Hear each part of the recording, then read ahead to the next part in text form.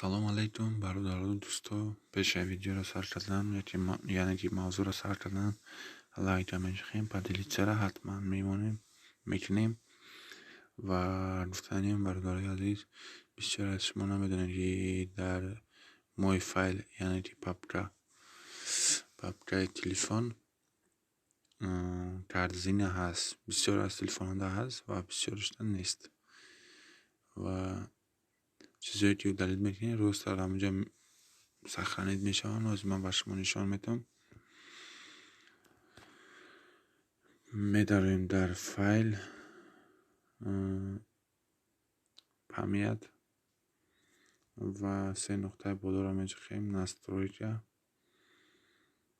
خیلی که میبینین کارزینه نیسایدیه хранение удаление файлов и папку в течение 30 дней. یعنی رفتاریاتی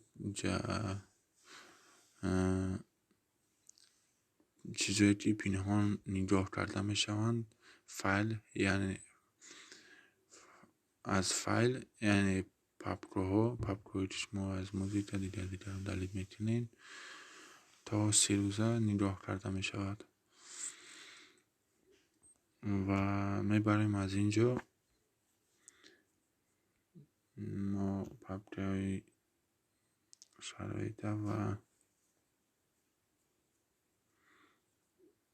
و دیخواه پاپکا رو ببیرد میتونیم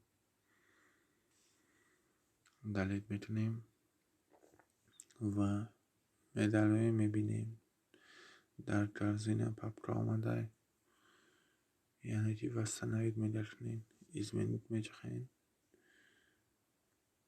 این برده از طرف دست چپ وستنوید میجخین تمام.